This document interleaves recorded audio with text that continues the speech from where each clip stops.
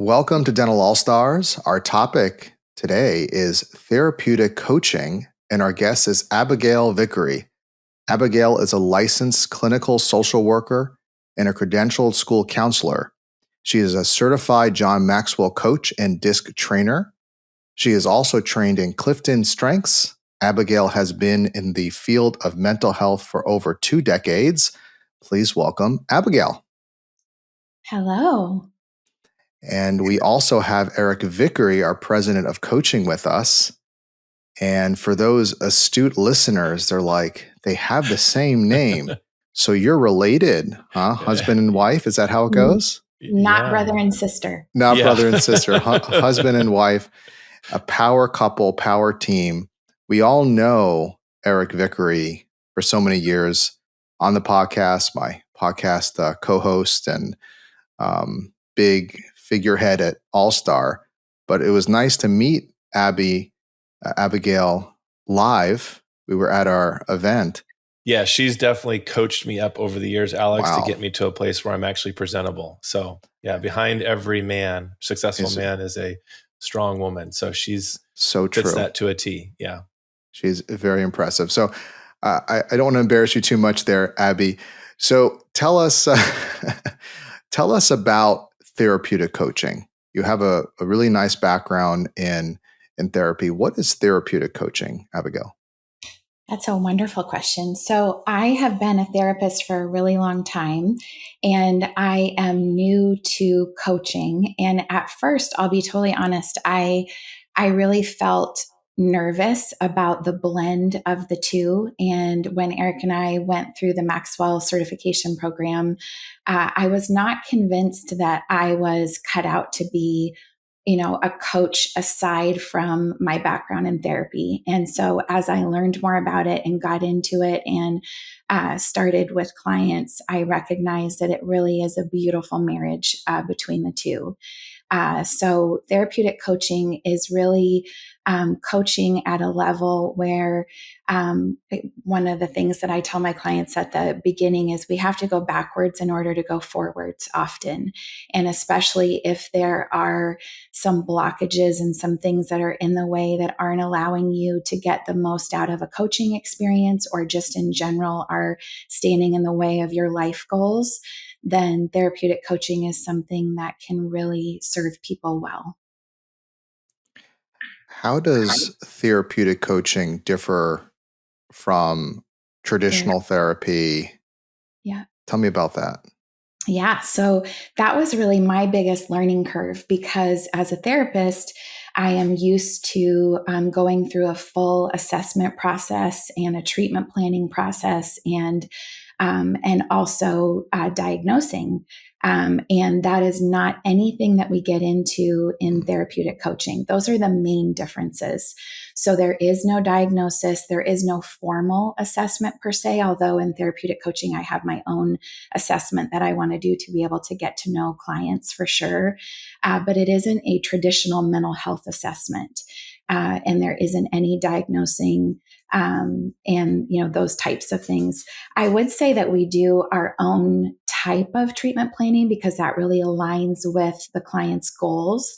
So, coaching in and of itself is very goal driven, very solution focused, which is why it was not as big of a jump for me as I really thought it was going to be in order to do coaching. I felt like they were things that were very far apart from each other, and they're really not. So. And I have to throw this in there because I was like talking to Eric. I'm like, Abby's a life coach. We're going to talk about life coaching. And she's like, no, tell me another differentiator. How is life coaching different than therapeutic coaching? Yeah, that's a good question. You're throwing out such good questions, Alex. So That's my job. I have a little bit of a allergic reaction, if you will, to life coaching, and not because I don't agree with it or think it's wonderful, and it absolutely has its place. I think that the reason why I have a response to it is because really anybody can be a life coach, and it's a very fluffy word. And so it is also true that people can say that they do therapeutic coaching, and they might not necessarily have a mental health background or a clinical background. And I think because I worked really hard for a lot of years, and it's a difference because it is what we think of in terms of what life coaching is, and what it actually is different. And so it's important to me to communicate clearly and effectively about, what therapeutic coaching is. And I think life coaching is a lot like, business coaching as well, in that you can focus on what your life goals are and the trajectory of that, and moving forward along those goals to get there. And it doesn't necessarily encompass going backwards and exploring what some of, those areas are that might be tripping you up, that are getting you in the way from reaching your goals. Yeah. Can I jump in, Alex, real quick? So lag measures, lead measures, that's a term that we use in our KPI coaching. And we're looking at last month's numbers to predict what's coming and how to fix things. And coaching is about always moving forward. I think therapeutic coaching is, when you think about a team member, could be the dentist, could be the dentist and the wife work together, could be a team member who comes in and they come into work every day, and there's a heaviness about them. There's a distraction within them. There's something holding them back in their professional life. There's something in the past that I'm not going to deal with as a coach, whether it's life coach or business coach, that therapy or therapeutic coaching can actually dive into and seek a cure for that. And we implement coaching hacks. This is, being a 10, right? Or having confidence, or using the permission statement, or whatever it is, great call process. Well, oftentimes people can't implement those coaching hacks because there's a barrier to them accepting that coaching based upon something that's lagging, something in the past that coaches don't deal with. We need a therapeutic coach to intercede. Does that make sense? Totally. What does a process look like for therapeutic coaching? Tell us about this.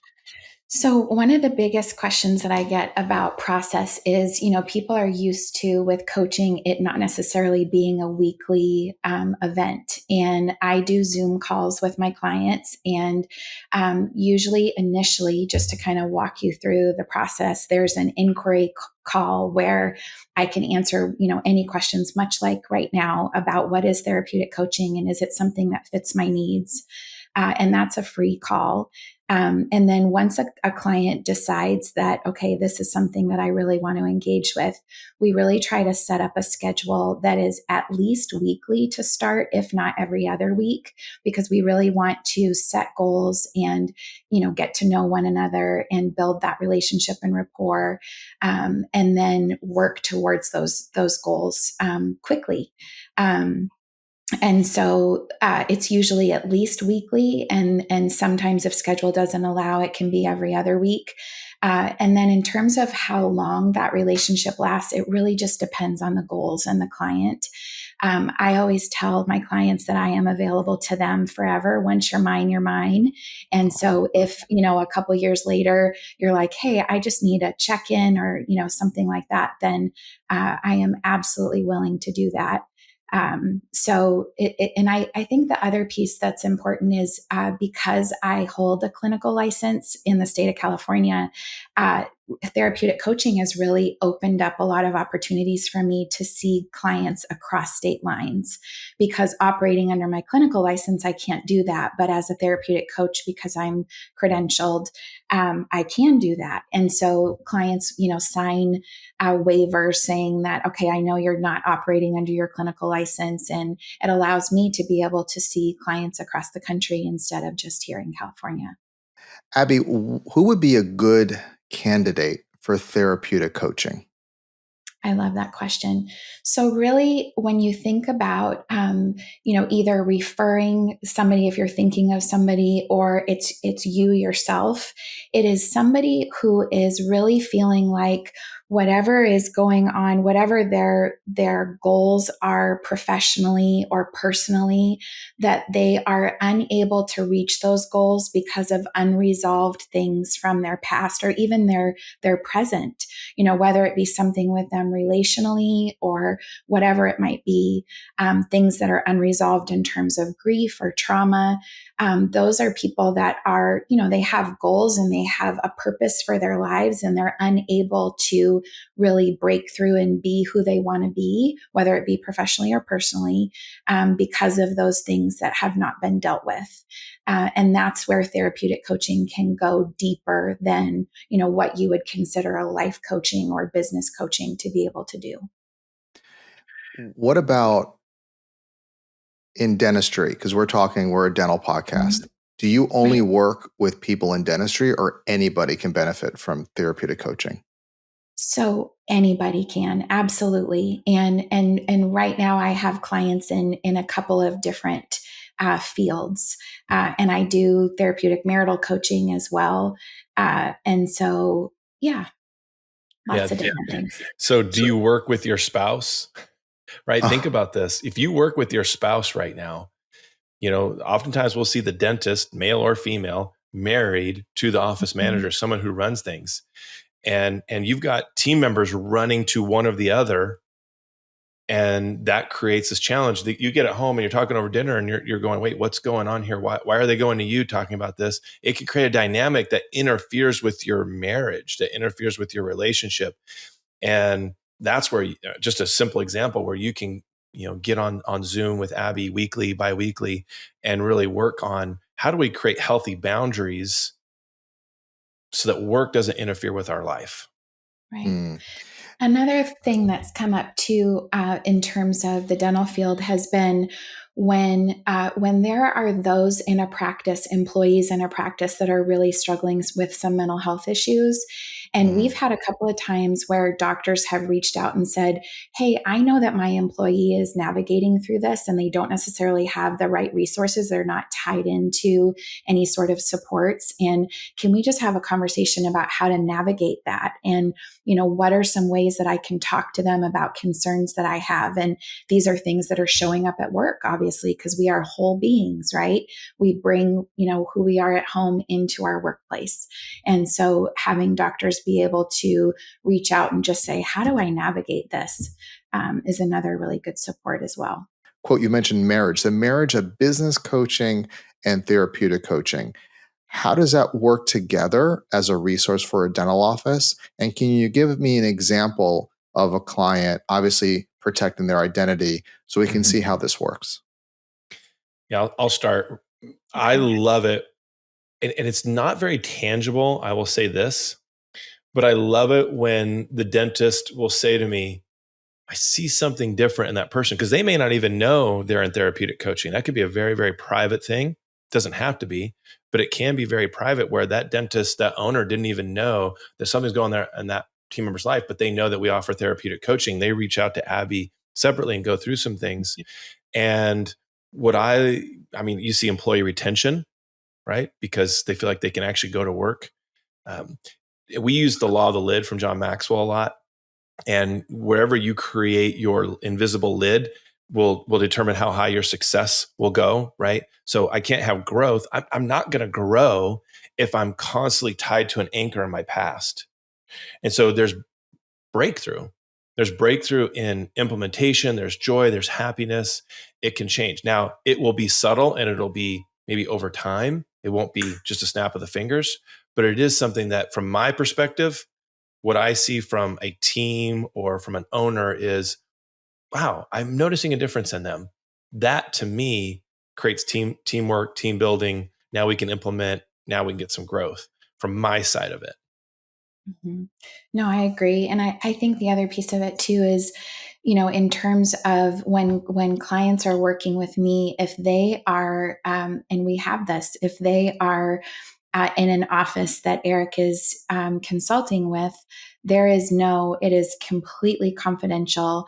And they know that from the outset. And so there have been times where I have said, hey, this is something that I think would be really helpful for your doctor to know, or for Eric to know, that type of thing. And then we negotiate that, and it's always up to them. But it's a wonderful service to be able to support them and guide them and help them reach their goals. And that, exactly like Eric said, that helps them be better employees. So it's a win-win for sure. I find that if you don't have a solid foundation, it's hard to lay more business skills and more content. Absolutely. And Abby, we've met before the event, just friendly, and it was fun seeing you at the event and spending some time talking about therapeutic coaching.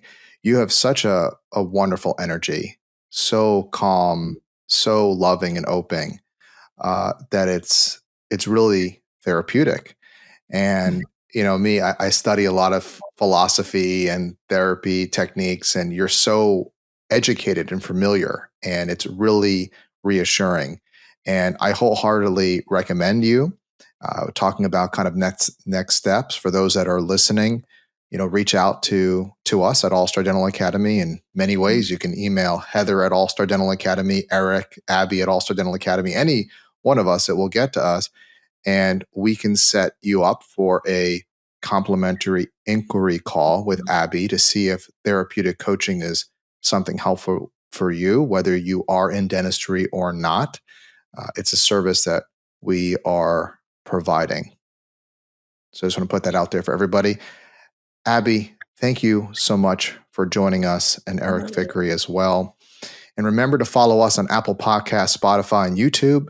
You get the episodes as they are released, and share with your friends. And until next time, go out there and be an all-star. An all-star. Be an all-star. Thanks, Alex.